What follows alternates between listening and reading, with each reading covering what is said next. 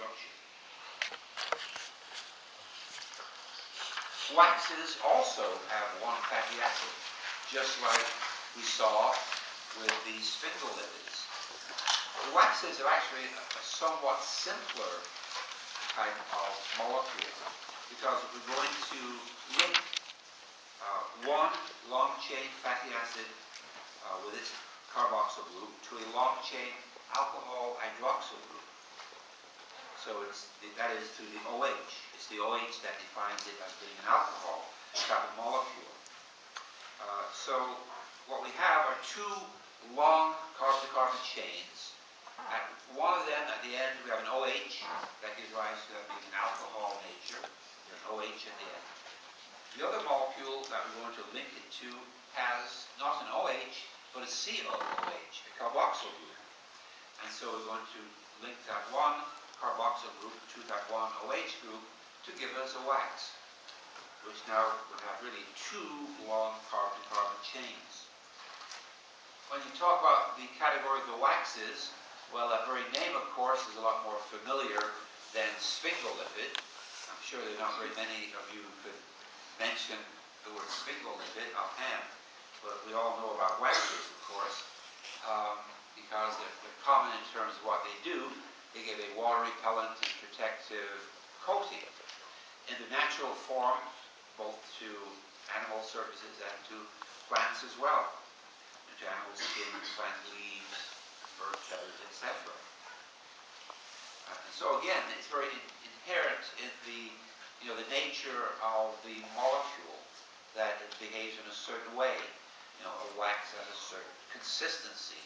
It has a certain, it has certain properties when it's on the surface, and those properties are very good for what it's doing, providing this water-repellent and protective surface to resist things like scratching of the surface, some mechanical damage to the surface, besides the water-repellent aspect.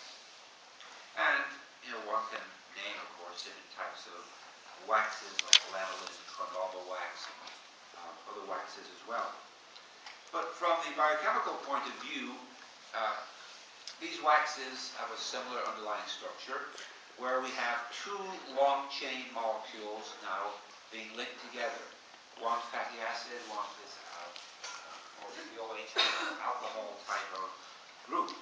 So here we have this oily oil alcohol, namely because we had originally an OH group at the end of this long carbon-carbon chain. That oily oil here is derived similar to what was mentioned before about this oleic acid. That was an 18-carbon fatty acid with one carbon-carbon double bond with a carboxyl group at the end. But now we have, instead of the carboxyl group, we had originally an OH group at the end. But we're going to link that to a real fatty acid, that is a long carbon-to-carbon chain again, having two now long carbon-to-carbon chains. But this is a fatty acid, or it was originally, before it was linked to the alcohol group. It was a fatty acid with a carboxyl group at the end, C double bond O, COH. So we form this linkage, and once again, the nature of the linkage, just as when we link fatty acids to glycerol, the nature of the linkage is that of an ester linkage, an ester type of linkage. Carbon, oxygen to carbon, and then carbon double bonded to an oxygen. So we have that type of linkage, carbon, oxygen, carbon, carbon double bonded to an oxygen. But now it's just one OH is being attached to one carboxyl group with two long chain molecules that will be attached. But it's a similar sort of linkage in linking the carboxyl and the OH, an ester type of linkage. Carbon, oxygen, carbon, carbon double bonded to the oxygen. The terpenes now do not contain fatty acids. They contain their own special sort of structure. And in this case, we're going to be linking together two or more molecules of isoprene. These will be classified as simple lipids because they don't have fatty acids in their structures. But although they're called simple lipids, they're not very simple at all. You know, if something is called a simple lipid, you'd think that it would be very easy to identify it. If I showed you a picture of it, you could say, yes, that is a simple lipid, that is a terpene-based lipid. But that's not the case at all, because the terpene nature is then incorporated, as I've written here, as part of more complex molecules. And somebody has really pointed out, you know, just where the terpene nature of those molecules is. Because once the final molecules have been put together, and if most of that molecule is not a terpene nature, not a lipid nature, well, you sort of lose the terpene or lipid aspect of that little bit that you have added. But the final molecules are important ones. Include such things as retinal, important to the mechanism of vision, fat-soluble vitamins like vitamin E and vitamin K.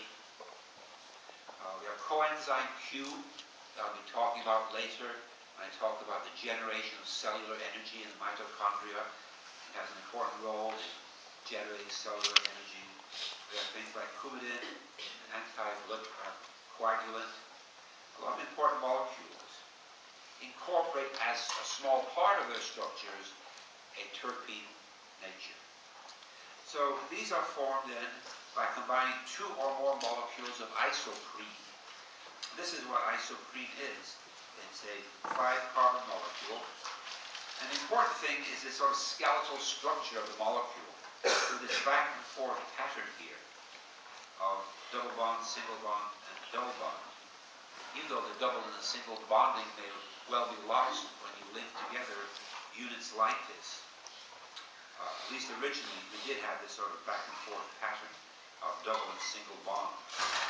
And then we link different molecules together to produce longer chains, back and forth, back and forth, back and forth. Longer chains of carbons.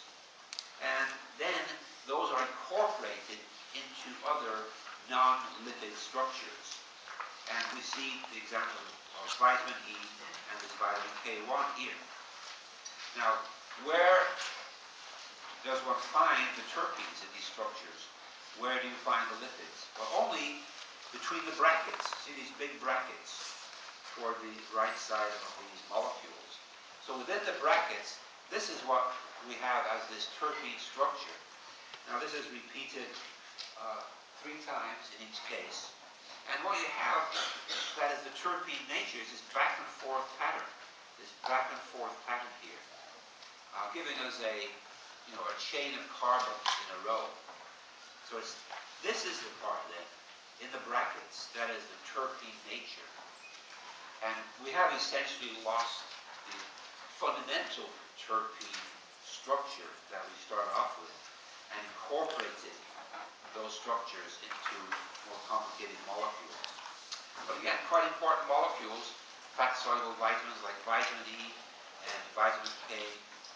Vitamin E important to maintaining the health of membranes, preventing oxidation. Vitamin K involved in blood clot process.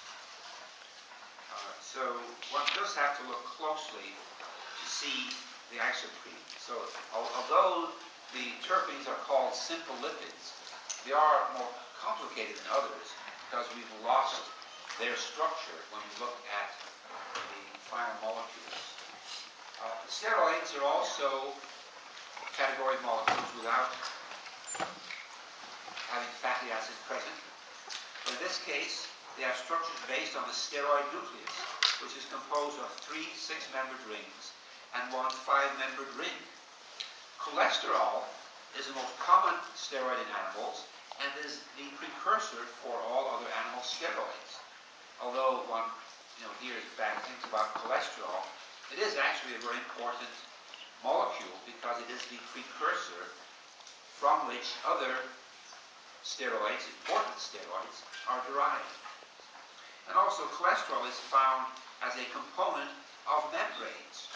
A lot of cholesterol is stuck into the glycerol-phospholipid bilayer.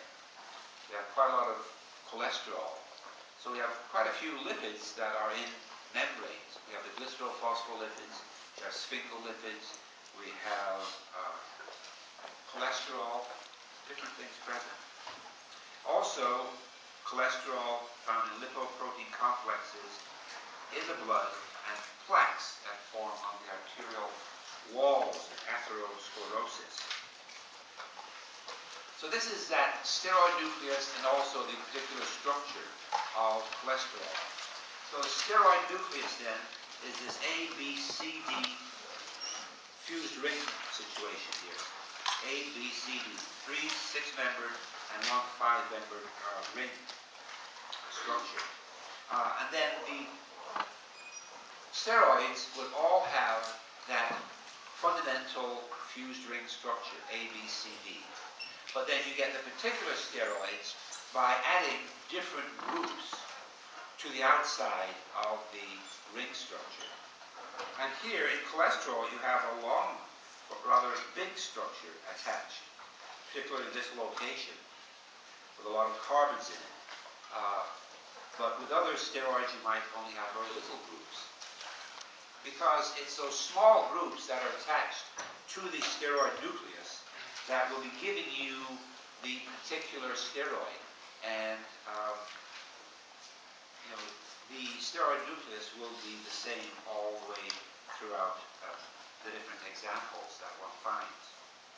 So again, no fatty acids here, ring structures, and the lipid nature for the steroid nucleus being derived from having the rings of carbons. So I'll leave that there for today and just finish up a little bit about steroids the next time.